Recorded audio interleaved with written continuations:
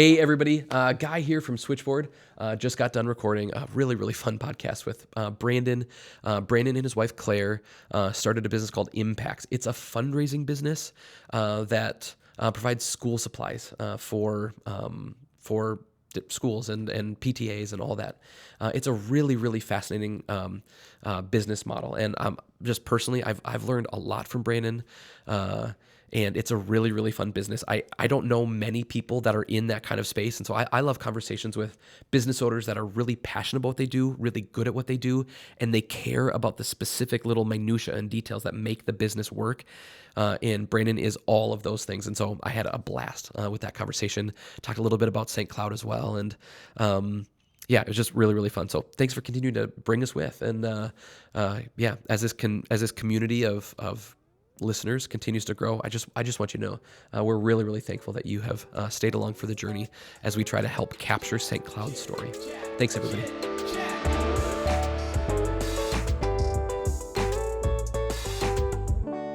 Brandon, thanks for coming to join us on the podcast. Good to see you. Nice to see you.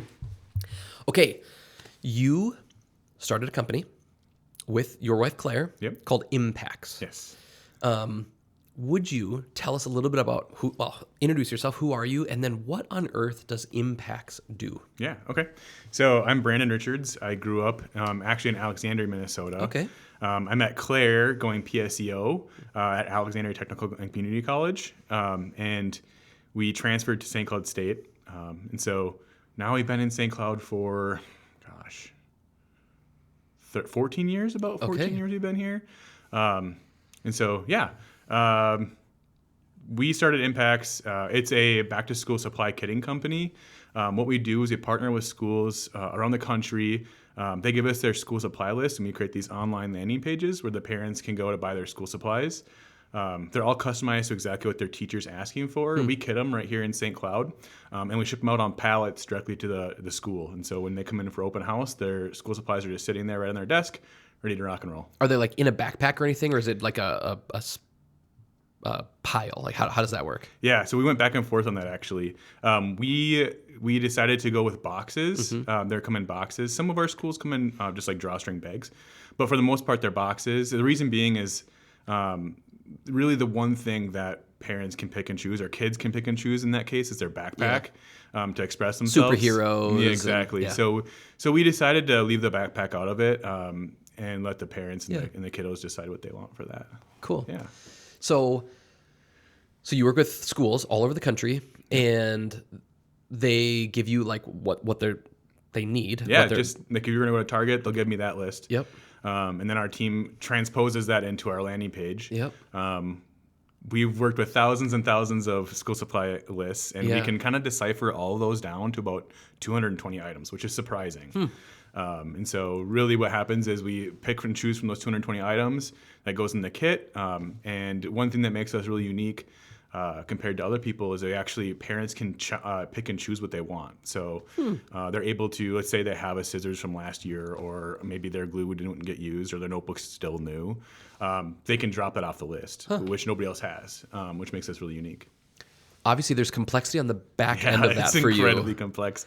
Yes. It'd be way easier just to like, this kit comes with these things. We need to make 800 of them. Yeah. But we need to make 799 of them like this, and one of them needs no scissors, and actually another one needs no coloring crayons or whatever. What is the technology to actually like make that happen? Yeah, good question. So I'm not going to tell all the technology because it's a little bit of a trade secret. But, okay, great. I'll give you insight. So, well, first off, one thing I did learn working at Marco actually was always understand what your customers are appreciating and what you can do better. And so every year Marco always surveyed their customers to understand that. And so when we started Impacts, we adopted that process. And so every year we're always surveying our customers, we're surveying our school partners, but we're also surveying our partners, families, to understand what they like. And what we found, one of the biggest feedback is like, hey, my kiddo is left-handed, and these scissors, I want specifically left-handed scissors. Or, we already have half of this kit at home. I don't want to buy the whole kit. And so that's when we started thinking, like, how can we do this in an effective way? Because packing the kit obviously is an immense lift. I mean, our time to pack a kit went from like, we used to have to, I can tell you a story behind this, but, manually packing these kits used to take like 6 minutes a kit or something to pack them like by hand and paper and like looking at the list and all the stuff. To now, even with the customizations, we can pack a kit in about 30 minutes or 30 seconds. Whoa. Yeah. And so That's huge efficiency. Yeah. Yeah. That's cool. Yeah. It's been fun to go through that journey. So we use a piece of equipment that really can just, we can train somebody on how to use it in about 15 minutes. Okay. And then we have a 99.9% accuracy rate as well. And so, yeah, I don't know. It's just an assembly line that uses some technology that just makes it go pretty quick. That's really cool. Yeah. So, obviously, moms and dads can buy those 220 items. They can buy them themselves, right? Like they could go to Walmart, they could go to Amazon, Target. They could do one of 100 things. Why do they say yes? Like, just help me like understand kind of like the value proposition. Like, why are these families buying your kit of things? Yeah, good question. So, yes, people can go to Walmart, Target. They can even buy off Amazon if they want to. We did some research this off season on our pricing compared to major retailers, and we actually were about 20% cheaper. And that's because of your buying power. Our buying power, and we're a social impact company, so at the same time we're trying to keep it affordable for parents. So. 20, and it's using name brand because we actually only use name brand items in our kits, which is feedback from our partners as well, as they don't want off-brand items that just break right away. So we focus mostly on name brand. A lot of Crayola. A lot of Elmer's, Ticonderoga. All you teachers out there, you know that name. Focusing mostly on name brand. When you're comparing name brand items, we're about 20% cheaper. So the price is good. Also the convenience. I mean, back to school shopping. Some people, it's a ritual. They love it. It's part of their like summer get ready routine. And that's awesome. Our program's optional. So parents, not everybody at the school has to. In fact, we see about 40% of people take advantage of it when we partner with this school. But another value prop too is it's really a fundraising option for this school. And our base fundraiser when we partner with this school is in the checkout process. Parents will have a pop-up that comes up when they get to their cart. And they can choose to donate to their school. And if they do, we match the first $5 each donation just to help those kiddos that can't afford. We also know that not all schools want to buy more supplies with that money. Sometimes there's bigger needs. And who are we to tell them what that biggest need is? But it's just another way to fundraise. And so I think when parents see that pop up, they also know like, oh, this is a fundraiser as well. But I'm getting a good deal. So it just makes sense. Yeah. That's really, really cool. And what percentage of parents, so 40% of parents or of families utilize the service or the program when you guys come? And then what percent will actually do the fundraiser piece on top of that? So in years prior, it's been about 16%. Okay. This year, we're about 22%. What do you think? What's the uptick? I have no idea. I still have to like break the data down. Yeah. I'm a big data. I love data. I love stats. I love all that stuff. So I have to break that down eventually. We're still in our hot and heavy season, obviously. So of course. I could always shift, but the trend is going up. Like it was like lower, and now the trend's going up. And our fundraising amounts are like way up too. Like people aren't just donating $5; they're doing like 10 or 15. Like or they're donating a whole kit or whatever. So is there a box for that? Like I buy a kit for someone else. Yeah, some people, that's feedback again. Like some people really want to be able to buy physical supplies instead of just like giving money because they don't know where the money necessarily goes. Yeah. So they want to put the money where it's actually they can see what's happening with it. Yeah. Huh. And did you guys, was there when I think about like increases like that or decreases, right? There are a couple of factors that could be.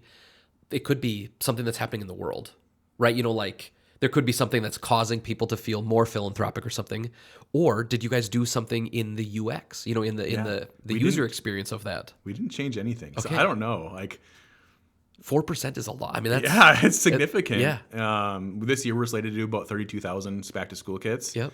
So that's a big difference, like you're saying, in donations. So. That's really, really cool. Yeah.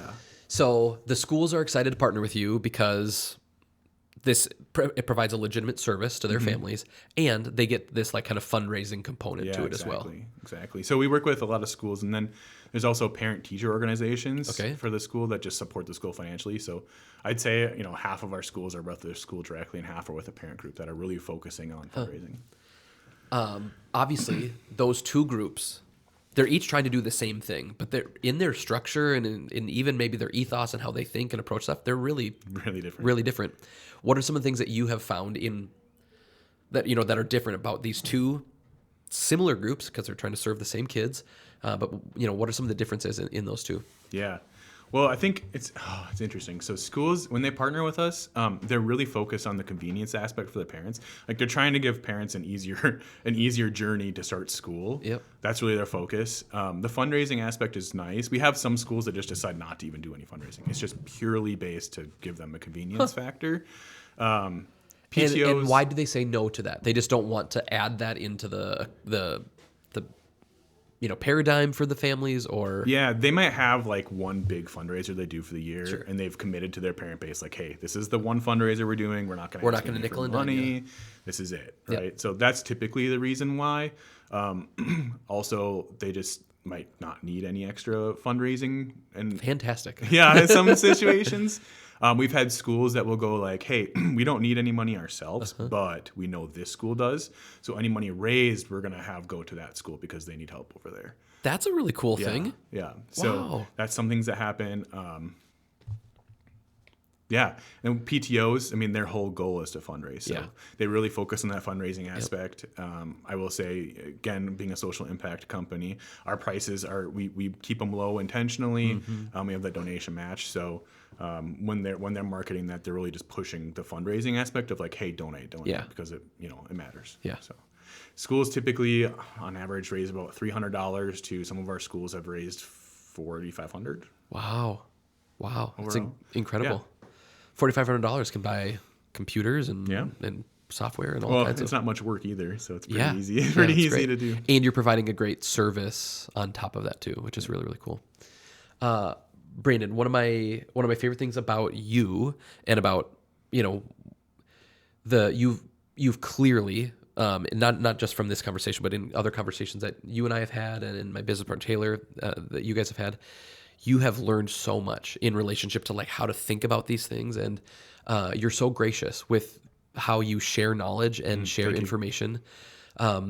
It's the kind of thing that I think is really, really important in a business community, is that like working together with each other. And you've just been so helpful to us. As so Kinder does a little bit of, we have a small, much smaller fundraising side of our business, and as we're kind of trying to get into that, we're trying to think through like, man, how do you actually think about that, and what is the value proposition, and what is it like talking to PTOs, and what is it like talking to schools directly, and all that stuff. And you just were so helpful, and you shared information, and it just was really, really sweet. And again, lots of people talk about like, being good team players and stuff. And then when you're kind of when you're on the receiving end of that, of someone who just like so graciously gives information, just really sweet. So Thank you. I appreciate that. Yeah, thanks. I love for what you guys are doing too. It really thanks. meshes well with us, and Yeah, I love it. that's fun. It's cool.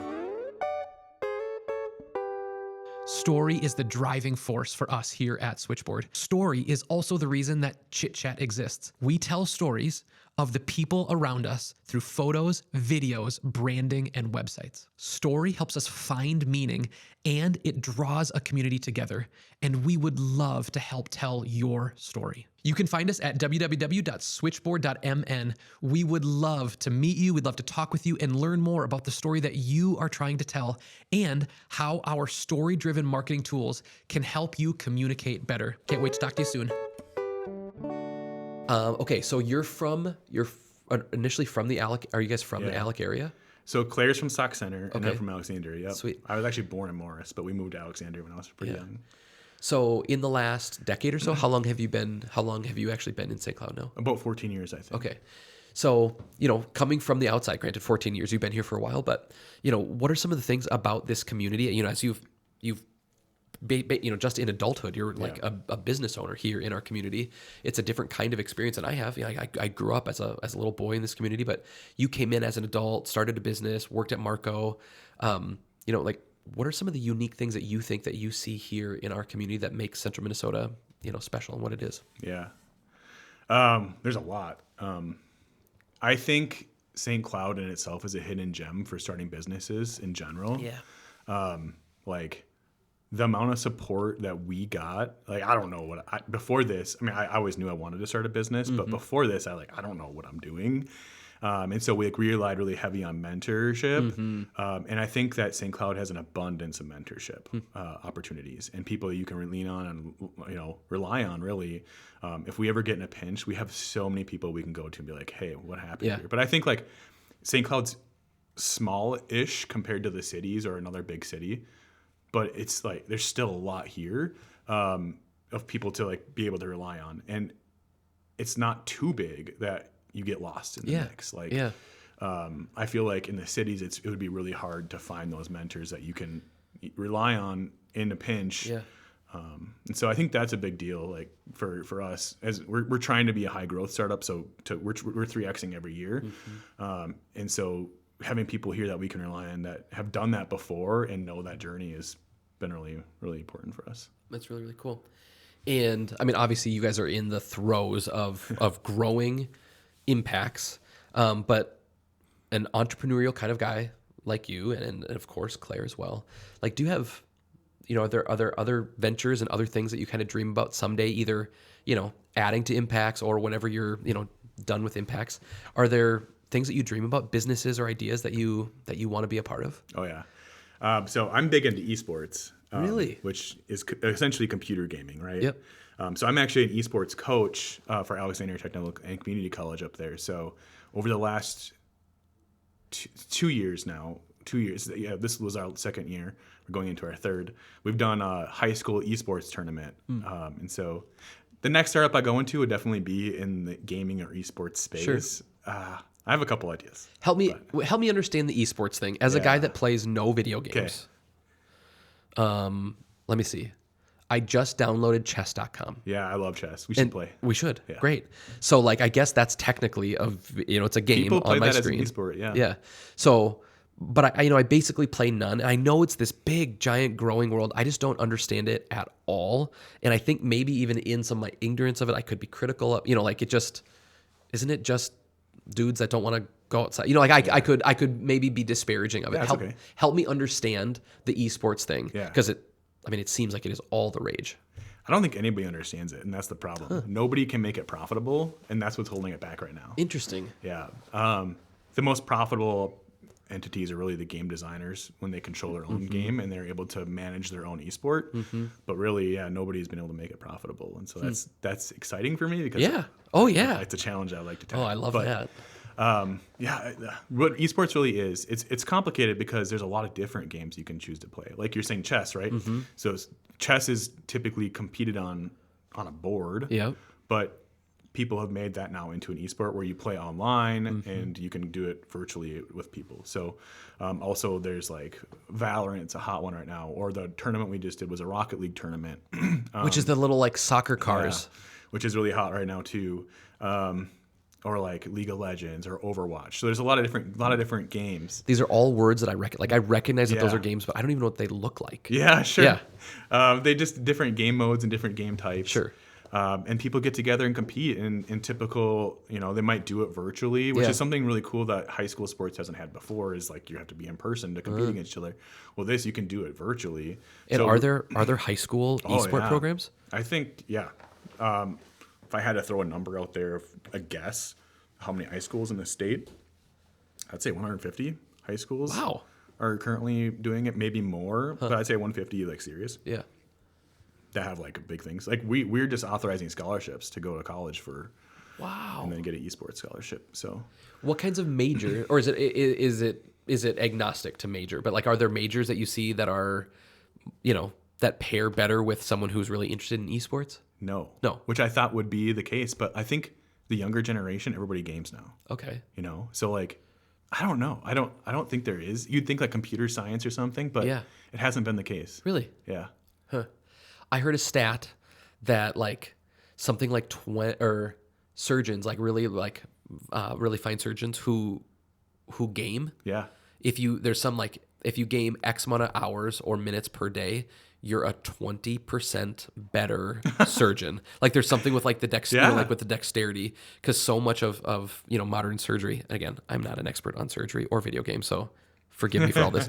But again, there's so much of that dexterity that's needed that surgeons get better at surgery by playing more video games, which when I heard that, I was like, it's hard to believe. And maybe it's not true, and we could fact check it, and I don't know. But I don't know. I haven't heard that one, but I do know that watching the kiddos, like for this last tournament at the college, we had, I think it was like 35 kids. I think it was 12 teams or something like that. But there was like the age ranges from 12 to 17. Yeah. And to see them compete, they're building these leadership skills that they wouldn't normally have. And a lot of these kiddos, they don't compete in sports that much. And so to be able to be on a stage with 100, 200 people watching them and in pretty intense moments, either have heartbreak, and they lose, right? Which is a thing to that's a part of growing up. It's a part of growing up. Yeah. And they might not have that outside of this opportunity, or they have this really incredible success and they win and it's this cool thing. So, or they landed somewhere in the middle and it's better than I thought they were going to do. And I think it's just this really cool opportunity for kiddos that wouldn't get a chance to. I love competition. Like, get me on the pickleball court, whatever. Like, I compete. I just did a chess tournament. I'm not good at chess. I just did a chess tournament because I love the thrill of competition. Are you familiar with Strength Finders? Yeah. Claire and I both took Strength Finders. And are you guys the opposite? No. You're similar. We share the number one, which is both competition. Really? Competitive. So that's really good for running a business together. Yes, we're very competitive. And how is it being married? Yeah, it's good too. Yes. No, it's good. So anyway, sorry. I love competition, and so being able to see these kids do that has been awesome. And they're learning like coping skills because just like any other sport, esports gets very stressful. Yep. Especially there was $5,000 on the line for this. So and as a high school student, that's game changing. Yeah. So it gets stressful. That's cool. And it's fun. So I mean, the competitive thing, obviously, like there is an element of the entrepreneurship thing where there is a problem that, like a competitor, and that competitor is, it's often not even a person or another like group or that you're competing against, but it's an issue. It's a problem that you're trying to solve. Do you find yourself, do you think that's one of the things that you love about this entrepreneurship thing is like, there's a problem there and I'm going to beat it. Yeah, for sure. Yeah. Partly that. And then also like, for school supply kits, I mean, when we came up with the idea, it wasn't necessarily like we didn't understand there was a lot of people out there that did it until we did way more research. But now we're competitive with that. Yeah. And I think our growth, with Claire and I being both super competitive, I think our growth is based off of that because we're like, okay, last year we did X dollars, right? Yep. Well, this year we're going to do this, and we're competitive with ourselves too, right? For sure. We're competitive with the problem and ourselves, and then our actual competitors. Yeah. So it's I don't know. It's cool. I don't know if in 70 some odd podcasts, I don't think I've ever talked about it before. We had a table company we ran it for 8 years called Gather Table Company. I mean, I could do an entire podcast, somebody talking about what I learned by running Gather, but there was a huge table and furniture manufacturer out of Chicago, and we started to sell a lot of furniture in Chicago, and we had a really great partnership with some interior designers there. And again, we are aware of them because they were the Goliath in our industry, and we were nothing. To us, we were selling laying in some really cool projects in Chicago. Yeah, your tables are awesome. But we didn't know, or these interior designers told us that this company was like nervous about us, and it was this very strange thing that seriously what it felt like is Goliath, who makes an unbelievable amount of tables and furniture every year in Chicago and all over the country, that they were not only aware of us, but they were like feeling competitive towards us. It was such a surreal deal. And again, that there was that fun little competition thing of like, oh, okay, well let's keep pushing into that. But it's interesting. So I can tell you a little interesting story about competition, because I think there needs to be competition, but it needs to be, I don't know, like there's a time to be competitive, but there's also a time where you can partner up too. Like for sure. I think in my history, there's been a lot of times where I'll approach somebody and they think we're a competitor, or we're trying to. I just recently somebody had a similar name to us, and we got on a call, and they're like, "You're calling me to tell me to change my name?" I'm like, "No, not at all. I love that you guys are doing this. Let's find a way to partner. We already have almost the same brand. Let's figure it out, right?" Yeah. And I think that there's a really interesting opportunity that people miss because instead of being competitive, and you should still be competitive, I think, but like how else can you elevate both of each For other sure. to go? Rising tide floats all ships. Yeah, for sure. Okay, one quick question about like kind of the fundraising space. I mean, every single person that's listening to this has engaged more times than they can count with the other side of the fundraising thing. Sure. They have kiddo comes home from school, they bring the sheet and it's a candy bar or a popcorn or a cookie or frozen pizza, whatever it is, right? Like coffee. Yeah, right. I think my disposition, even though, we have a fundraising, side of our business, but I think when I'm my first blush is that I'm a little hesitant. Like I want to make sure that this thing that I'm giving my money to, like, is the school actually going to get the money? And like, is this the right way for me to spend my money? I want to be a good steward of the funds that I have. And then I want to make sure that this isn't like a predatory kind of group. Because there are so many people in this fundraising space that they kind of do it inappropriately. And it really is this is an opportunity for me to sell a whole bunch of whatever I'm trying to do. And I'm going to do it on the backs of these parents and schools and whatnot. So, I mean, you don't have to go far in searching for, finding some of these things. How would you help kind of educate parents? Like when you're approached about the candy bar, when you're approached about these different kinds of things, what should parents be on the lookout for to make sure that the fundraiser that they're supporting, is actually doing a good thing for their school or their organization? Yeah, good question. Well, I'd say, and I'm sure you guys probably know this too, getting into schools is pretty tough. Yeah. It's a hard, it's from the business side. It's pretty hard to get into schools. It's a lot of cold calls, a lot of trying to stop in and, emails and different things. And I think schools really vet the companies they pick. As they should. Because, and I will say we're vetted very heavily when we start working with schools. And so I think there can be a little bit of trust if the school specifically is doing it. Parent groups and things maybe don't vet as hard, but I don't know. I would say just check out the website, make sure it looks legitimate. Ask questions totally ask questions. Call the company. We welcome calls all the time. Yeah. People ask us questions all the time. So, I don't know. I guess just use your instinct, your gut instinct. I love the feedback of call. Yeah. Like if they're an above board organization, like they should welcome your call. Like they should. If there's nothing to hide, and this is really a great thing for both organizations. Like we're trying to actually help your school, and we're trying to run a neat business, and everybody gets to win here, and you win with your stuff being cheaper. You should, I think, welcome those calls. And so I love that idea. If you feel a little nervous about whether or not you should give your funds to that, just call, ask. I think that's really, really great. Well, sweet. Brandon, thanks for coming on the podcast. I appreciate it. Thankful for you. I'm rooting for you guys. It's been fun to watch you guys start and grow and do all this really, really fun stuff in our community. And not just our community, but in communities all over the country. It's so cool. As we close the podcast, we do an unpaid ad at the end of every podcast. Someone, something, or some idea that you think deserves a little shout out today. Sure. I'm going to go, let's see. So back in 2015, Claire and I started this nonprofit, and many people have probably heard of it, St. Cloud Rotaract. Yeah. And so they just celebrated the 10-year anniversary, which was incredible.